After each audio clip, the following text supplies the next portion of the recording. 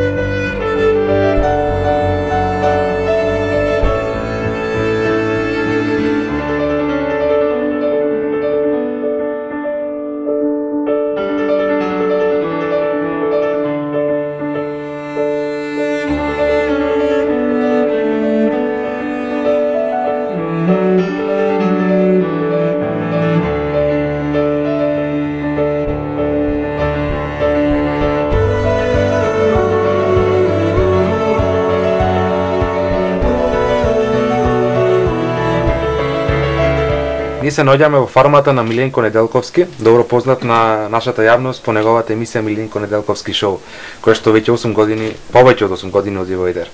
Здраво Миленко и ти благодарам за гостувањето во нашата емисија и се надам ќе ни кажеш нешто повеќе за твоите миленици. Благодарам што ме поканивте, баш ми е драго, тоа е омилена тема моја. Не знам колку јавност е запозната со тоа, но вие чувате шарпланинци, коњи, зајаци, дали пропуштив нешто? Па овде има све што е животно. Кози, мачки, птици најразлични, така на тоа, меѓутоа главно е коњите ги собирам овие што сакаат да ги утепаат мештаните кои се стари или осакатени, магариња и така на тоа, јас им ги земам за ефтино ги продаваат, да си умрат тука, да не ги колат. А овде кај што е ова фирма која одгледува Алпина кози и се бави со органско производство на храна од кози, значи месо и млеко, млечни производи, а целиот простор го користам за своје големо хоби, а тоа е одгледување на шарпланинци, ама на начин како јас тоа го разбирам, а не на начин како што би сакале луѓето го презентираат. Јас сметам дека шарпланинецот е изворно животно, дека е многу блиску до волк, дека е со исклучително силен карактер, емотивно животно, врзано за собственик, за територија, значи така баш оригинално, самоодржливо животно. И сметам дека така треба да се третира, значи да не е во кафез, да не е на бетон, да не е во некој паркет, некоја купатила, некоја тераса, него тука да живее, да има огромен радиус на движење и така јас ги одгледувам, тие сите се тука собираат, никој не си оди да кажеме да бега, сите си го знаат редот, но им природата си прави своја селекција, спарување. Сите кучки што се ниедна не раѓаат тука, него сите одат по околу по планината и раѓаат, наоѓаат дупки од животни, од лисици, од ова, од она, ја проширува дупката и таму ќе се породи и ќе се појави по едно 7-8 дена, 9 дена истоштена, исцицана, дехидрирана, да јаде, па пак оди. И само собирајме мали кутранца по планината околу и они всушност од мали, од раѓање, не од раѓање, од зачнување, они се во природа, во својот генез. Значи нема ништо вештачко кај нив.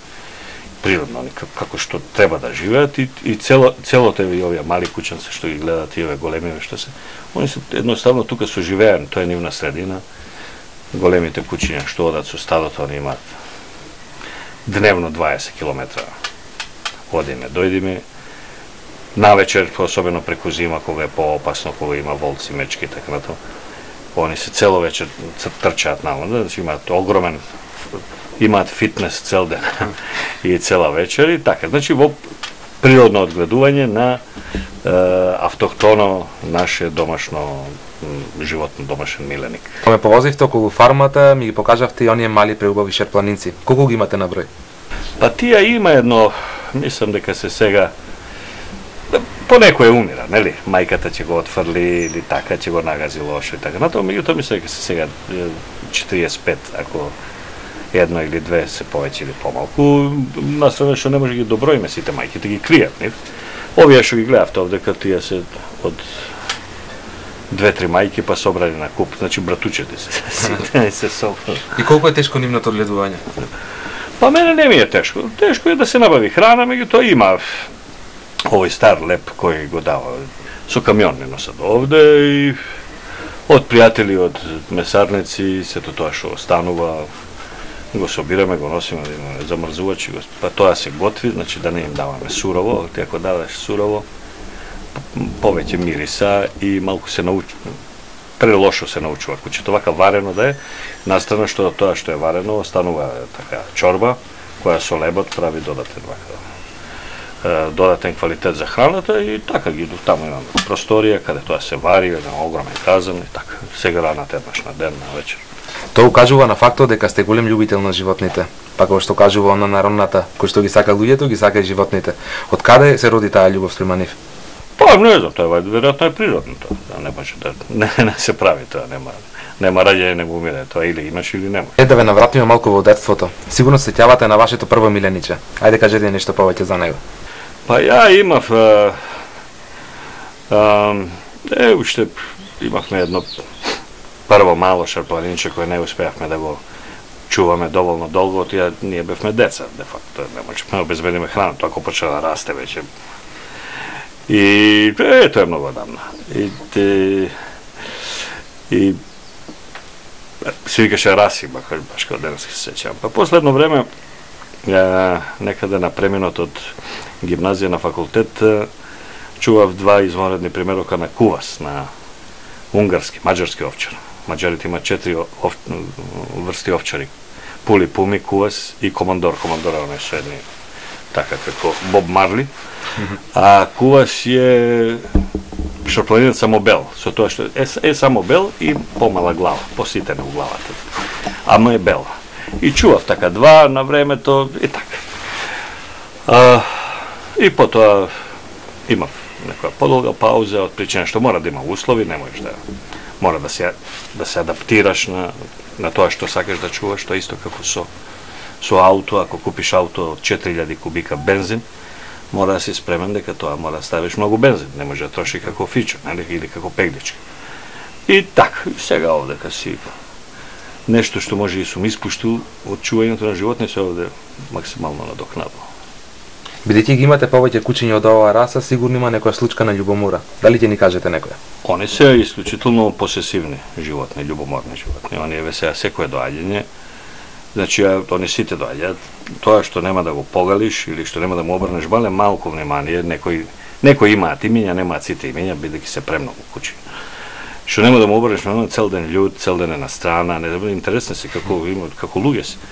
И меѓутоа имаат хиерархија, се знае кој е најсилен, кој се тие покрај него, се знае од кучките која е мајка главна, па кој се по неа.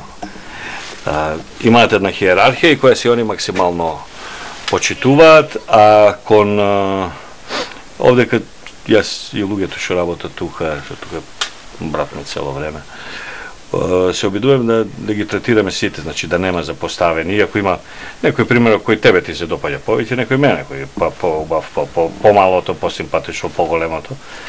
Ама во принцип сите се исто истретирани, исто јадат, иста храна, све на исто и така натаму, така да нема тој дел. Они се животни кои они се овде најголемиот дел, 7, 2, 3, од кој е почнато ова стадо, од кучиња, они се сите овде родени, овде светот за нив е овдека, храната е овдека, борбата за докажување е тука, борбата за женско е тука и така натаму, се е тука, храна.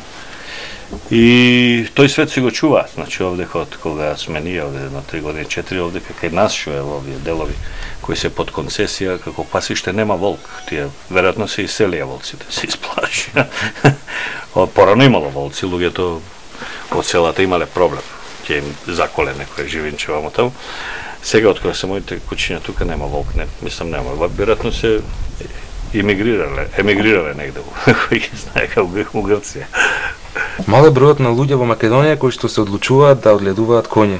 Од каде ви дое таа идеја? Не е се ова коњи за одгледување, ова се имаат србите збор, ова се раги, разбира. Еден имам уствари убав тој Бреско, ама тој кога беше мало шребе го земавме ние.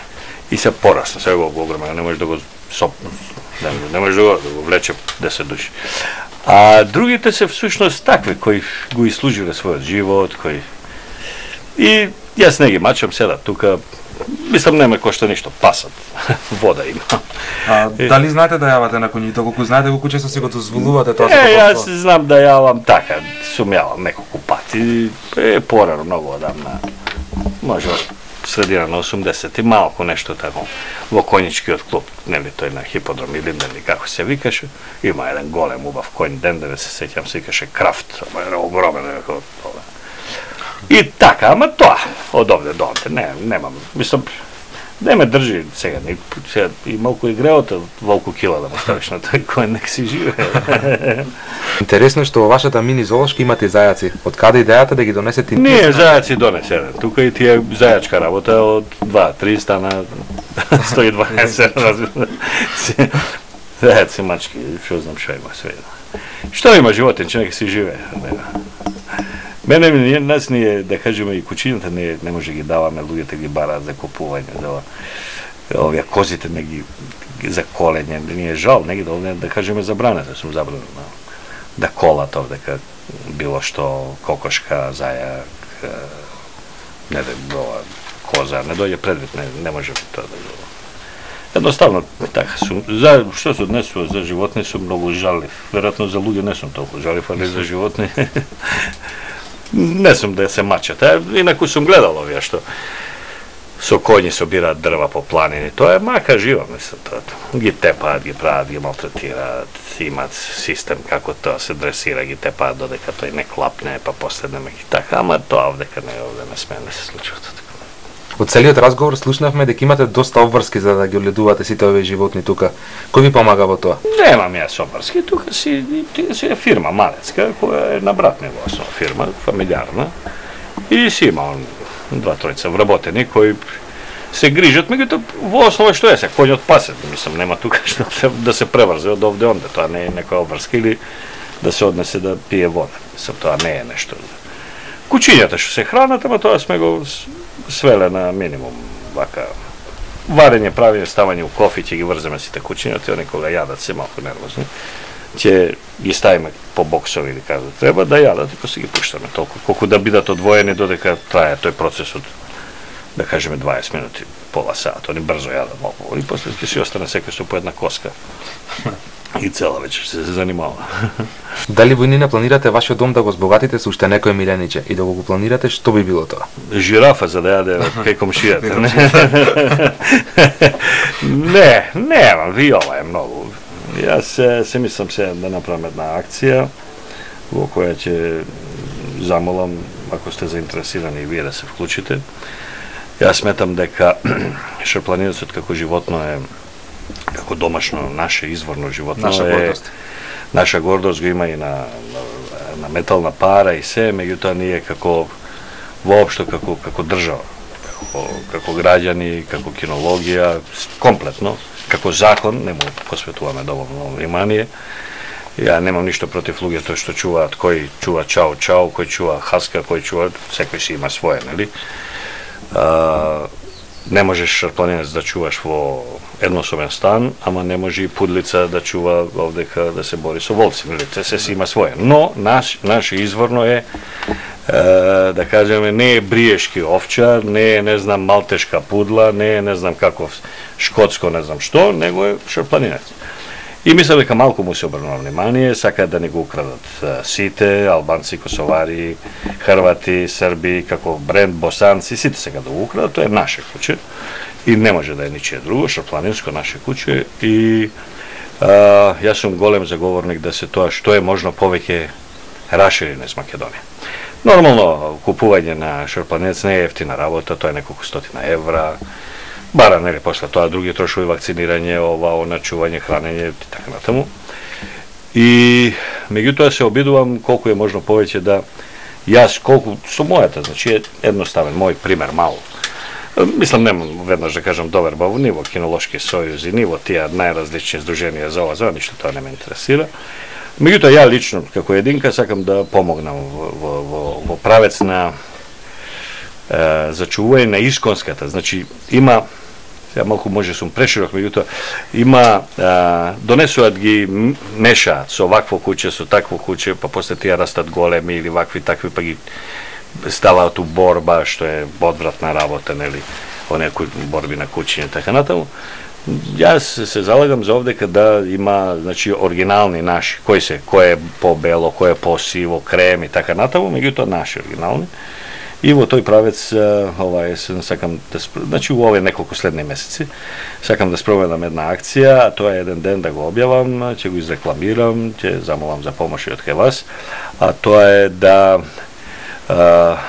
еден број од куќиња, да кажеме, сега да не се фатам баш за па да сгрешам, меѓутоа едно 30-40 шарпланинци изворни мои да подарам на луѓе кои ќе дојдат тој ден овдека, тамо пред вратата, нели ќе направиме едно плато. Да кажеме поточно каде се наоѓа овде? Да, тоа се наоѓа во близина на Градско, меѓутоа кога ќе објавиме ќе кажеме кој е тачно каде е што е и ќе објавиме во вестници и да земат, значи едно 40 јас да продуцирам, да дадам на 40 луѓе, на 40 фамилии. Па тие после меѓу себе, некој од тие сега ќе умре, некој ќе се развие, па после ќе се спаруваат и така натаму, значи да се рашири таа, а да тој што сака да го земе да не го чини ништо.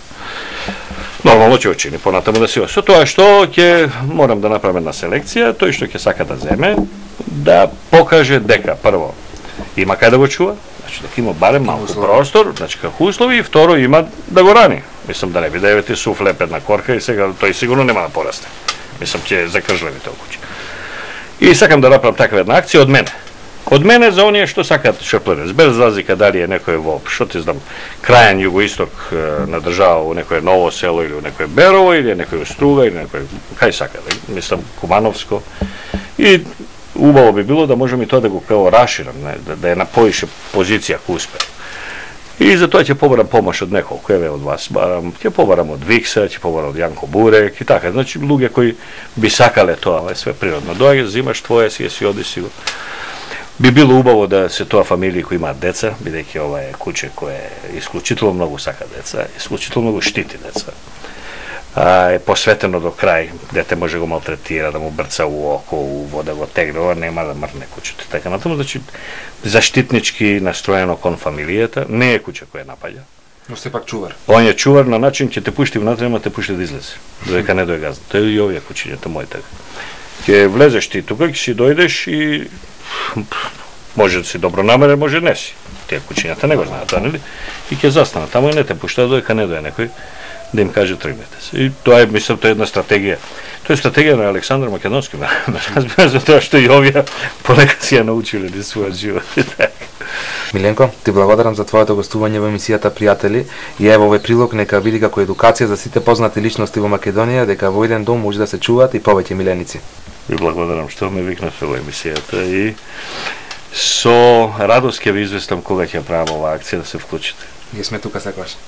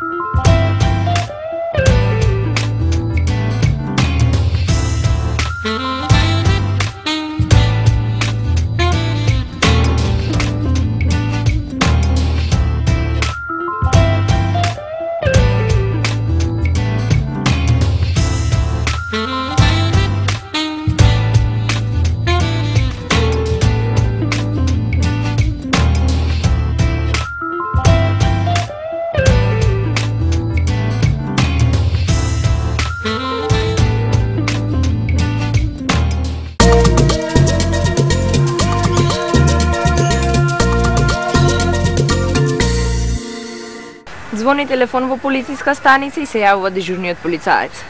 Добар ден, повелете. Господине, помогнете ми влезе црна мачка во станот ми. Па немојте се плашите, господице, тоа не е воопшто страшно. Ама каква господица, јас сум папагал?